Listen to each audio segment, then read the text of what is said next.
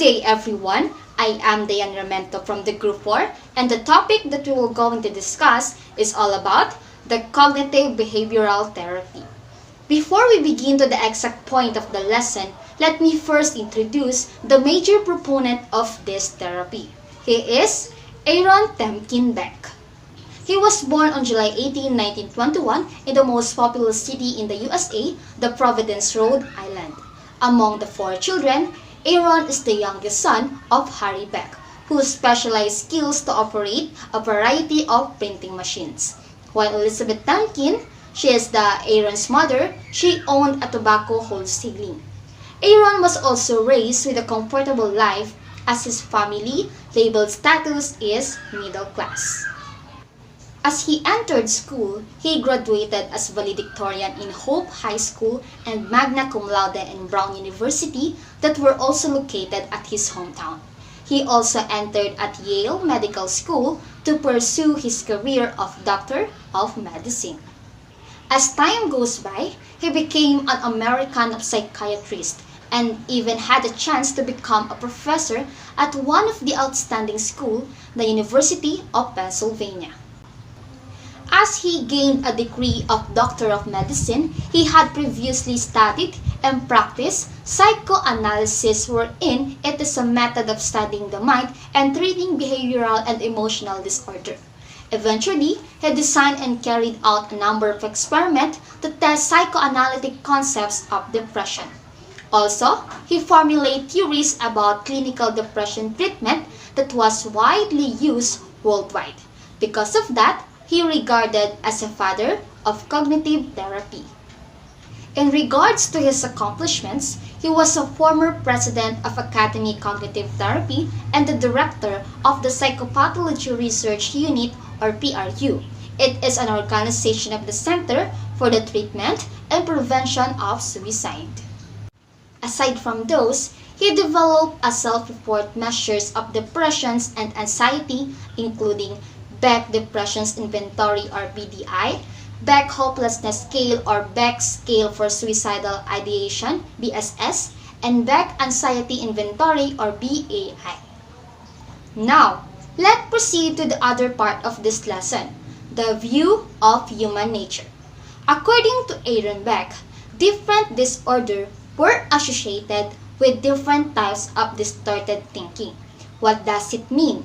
He viewed a person who has a distorted thinking such as negative ideas about themselves, the world, and the future, formulate different disorders such as depression, bipolar, anxiety, and personality disorders. Frequent negative automatic thoughts reveal a person's core belief. The set core beliefs are formed over lifelong experiences. We feel this belief to be true. When we say automatic thoughts, it refers to the streams of negative thoughts that seem to pop up spontaneously. As it happening frequently, they tend to believe and see always the worst aspect about it. And their core belief or assumptions accept that the worst will happen and believe these thoughts as a valid or true. What cognitive behavioral therapy is. I'm Melvin Jimintiza and I'm going to explain further what it's all about. This has been effective in more than 2,000 studies for the treatment of many different health and mental health conditions. It helps people identify their distressing thoughts and evaluate how realistic the thoughts are. Beck believed that someone's experience lead to cognitions or thoughts. These cognitions are connected to schemes that are core beliefs that have been developed from early life to create our view of the world and to determine our emotional states and behavior. In fact, studies show that our emotional difficulties can be traced to our beliefs regarding our experiences. The goal of cognitive therapy is to identify and alter our distorted or negative beliefs in order to improve our behaviors and lives. Cognitive therapists believe that clients' distorted thinking about themselves, the world, and the future is the main cause of their experiences of depression. What I said earlier, CBT is focused on learning to alter your thoughts or cognitions in your actions or behaviors, which is why it is called cognitive behavioral therapy.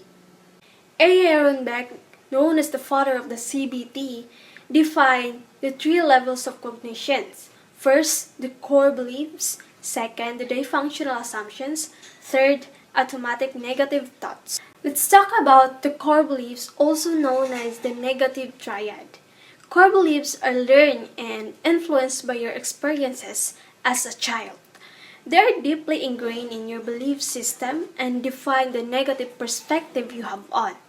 The triad involves automatic, spontaneous, and seemingly uncontrollable negative thoughts. For example of this, negative thinking include the self.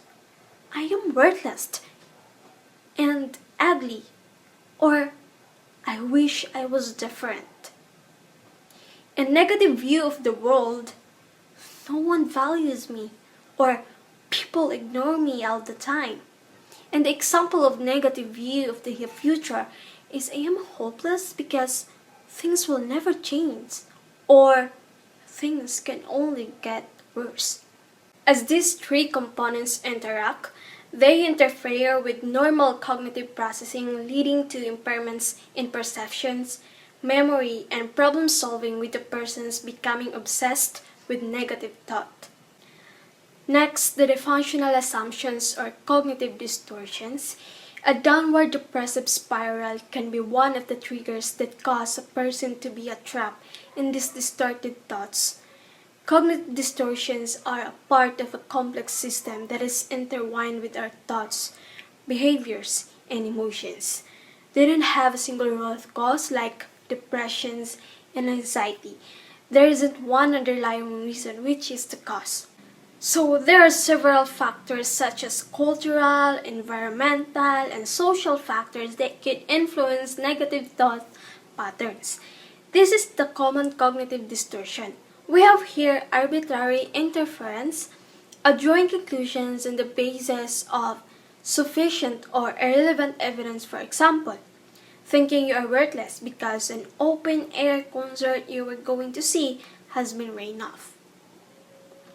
Next, the minimization. It is underplaying the significance of an event. For example, you get praised by your teachers for an excellent term's work, but you see this is a trivia. Next, the personalization and attributing the negative feelings of others to yourself. Lastly, the negative automatic thoughts or knots, as first described by Beck, are a stream of thoughts that we can notice if we pay attention to them. They are negatively framed interpretations of what we think is happening to us, and they usually have an impact of our mood and our feelings that isn't positive. Cognitive behavioral therapy, or CBT, is a common type of talk therapy.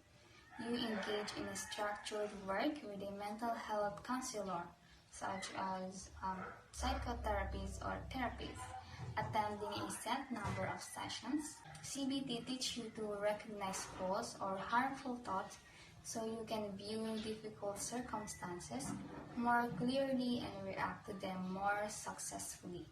So cognitive behavioral therapy may be done one-on-one or in groups with family members or with people who have similar issues. So CBT often includes learning about your mental health conditions and learning and practicing techniques such as relaxation, coping, resilience, stress management, and assertiveness. For the therapy session, at the first session, the therapist will typically gather information about you and ask what concerns you like to work on.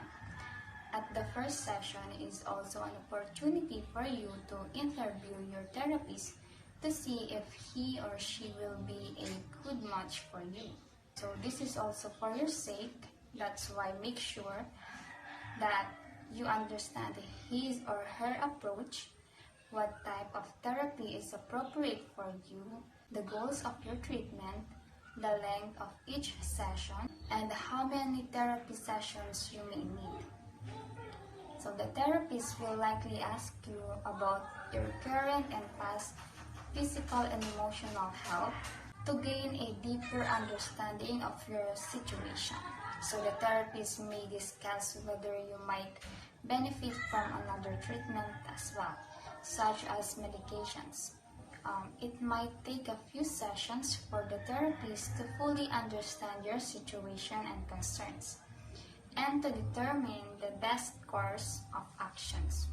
So if you don't feel comfortable with the first therapist you see, try someone else. Having a good fit with your therapist can help you to get the most benefit from CBT.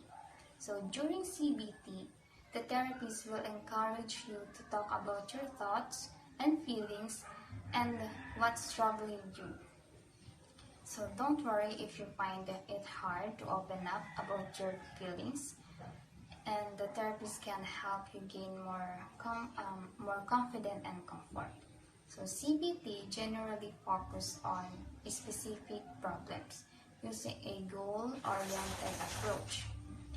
As you go through the therapy process, the therapist may ask you to do homework activities, reading or practicing that build on what you learned during your regular therapy sessions, and encourage you to apply what you're learning in your daily life.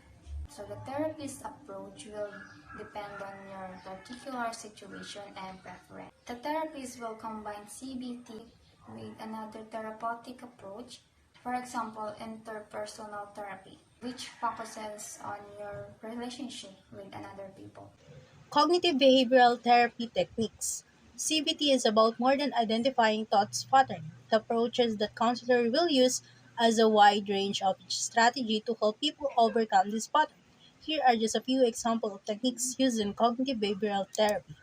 Number one, identify the negative thoughts. Taking the time to examine negative thoughts can also lead to self-discovery and provide insight that are essential to treatment process.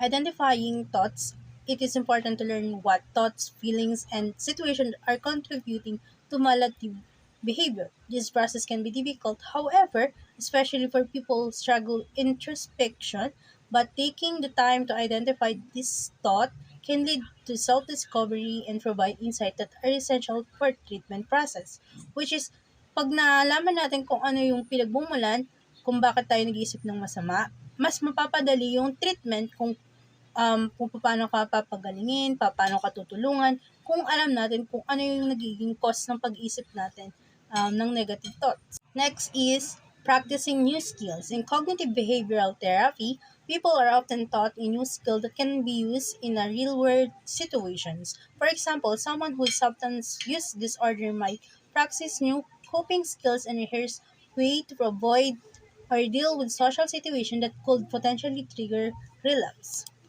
Ito yung binibigay ng guidance and counseling, mga programs para mahasa yung mga skills na meron tayo or malaman natin yung skills na meron pala tayo. Dito natin malalaman yung mga skills na pwede nating paghusayan pa. At ito yung pwede nating gamitin para kasama sa therapy, yung paggawa or pag-alam ng iba pa nating talento. Next is goal setting. Cognitive behavioral therapy can help you strengthen your goal setting skills, helping you to make change to improve your health and life. This might involve teaching you how to identify your goal or how to distinguish between short and long-term goals. It may also include helping you set smart goals, specific, measurable, attainable, relevant, and time-based. Ito yung ililist down mo yung mga gusto mong mangyari or kung ano yung gusto mong mabago sa'yo or kung anong improvement yung gusto mong mangyari sa therapy or sa session nyo. Can important step in recovery from mental illness, helping you to make change to improve your health and life. During cognitive behavioral therapy, a therapist can help you strengthen your goal setting skills. Yung mga mga tutulong sa'yo, mga therapists, sila yung magtuturo or tutulong sa'yo na i-keep or magpatuloy ka dun sa goal setting mo, yung gusto mong maabot na achievement para mag-recovery ka, gumaling ka, or mabago yung lifestyle mo. Next is the problem solving. Etong problem solving, parang pinag-isa nyo na lang yung identifying negative thoughts, practicing new skills, and goal setting. Kasi nilist down dito lahat nung tatlo na yon. Um, Problem solving, learning a problem solving skill during cognitive behavioral therapy can help you learn how to recognize and handle difficulties that may occur as a result of both large and little life pressure. It can also assist to mitigate the harmful effect of mental and physical sickness. CBT problem solving frequently in 5 step, may 5 step. At parang ito na yung nakapaloob na siya dito sa identifying negative practice tsaka goal setting. Parang kasama na rin siya. Kasi number 1, determine the issue. Kailangan malaman natin kung ano yung problema, ano yung issue, ano yung cause kung bakit nagkaganto ang pasyente. Halimbawa nito is yung hindi ka makatulog sa gabi. Di ba marami sa atin yung nagpupuyat, nahihirapan makatulog. Determine the issue. Bakit nga ba hindi ako makatulog? I-list down natin dahil ba sa pagsi-cellphone, natulog ba ako ng tanghali, ano bang iniisip ko, nag-overthink ba ako. Tapos make a list of possible solution. Kung hindi ako matulog dahil natulog ako ng hapon, edi magpapagod ako ng buong araw, mag-exercise ako, papagurin ko yung buong araw na yun para makatulog ako.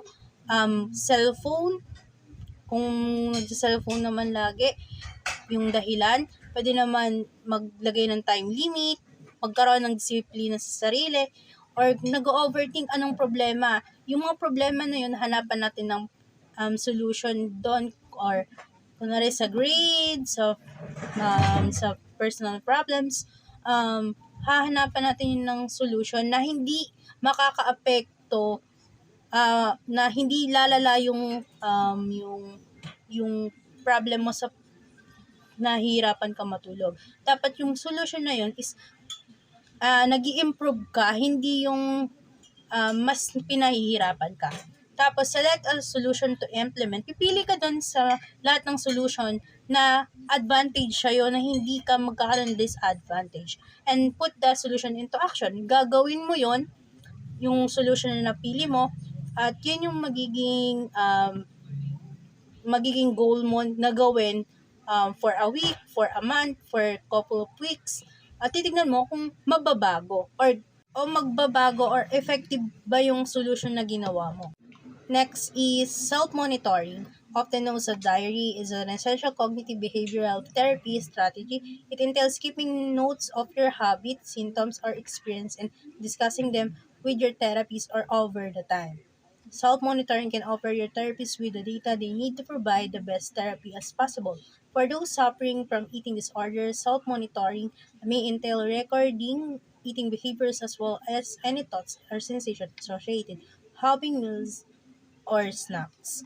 Ito yung self-monitoring. Ito yung parang journal or diary nga, kung saan nilalagay mo kung ano yung mga nangyari, kung may pagbabago. Kasi dito rin magbe-base yung therapist mo kung anong strategies yung gagamitin niya para sa therapy session nyo. Kasi dun sa record na yon, dun siya magbe-base kung anong klaseng strategy, at dun niya rin malalaman kung may improvement ba sa session nyo, sa bawat session na meron kayo. At yun yung 5 strategies na pwedeng makatulong sa'yo at sa yung therapist. Cognitive behavioral therapy has its disadvantages, and there are 5 negative benefits of it. The first disadvantage of it is CBT treatment relies heavily on a person's willpower. CBT is a cooperative process, and each person involved in the treatment must be committed in it for it to be effective. CBT is less likely to work if either the patient or therapist is unwilling to set mutual goals, plan for the future, or complete homework. To make this work, one must devote to the procedures because while the therapist can assist and help, they cannot make the issues go away without the person seeking help's cooperation. The second disadvantage of it is CBT is not helpful for people with learning disabilities or complex mental health conditions. CBT employs a structured and focused approach that may not be appropriate for individuals who have learning disabilities or complicated mental health condition. CBT works to reframe a person's negative thought process into a positive one. With mental health disorders or phobias, this might not be helpful for them. The third disadvantage of it is CBT can make you feel more anxious and stressed before it can make you feel better. CBT requires you to be vulnerable, face tough emotions, and confront challenging feelings and thoughts. You may feel anxious and uncomfortable confronting your issues during the first few sessions. While it is normal to experience such emotions, CBT make you feel worse before it makes you feel better. The results may not be visible after the first few sessions, and most people find it easier to quit before they feel more uncomfortable and vulnerable than before. The fourth disadvantage is CBT only focuses on current problems and specific issues. The approach aims to break the negative thinking pattern and rebuild it into something positive. CBT, on the other hand, fails to address the underlying causes of the problems. For example, a child may develop a hoarding disorder as a result of one or both of their parents abandoning them. CBT will only address the hoarding problem and will not address the root cause of the problem of the hoarding, which is childhood abandonment. The last disadvantage is CBT focuses on the person's ability to change themselves. The bottom line with CBT treatment is that for the treatment to work, a person must be willing to change. If a person's ability to change their behavior and thoughts is lacking, CBT will not work as well as expected. Unless someone is willing to reshape or retrain their thinking, behavior, and feelings, CBT will not produce the desired outcome. It involves homework and self-analysis. If a person is unwilling to self-analyze their behavior and thoughts and refuses to work on their homework, CBT will not be effective.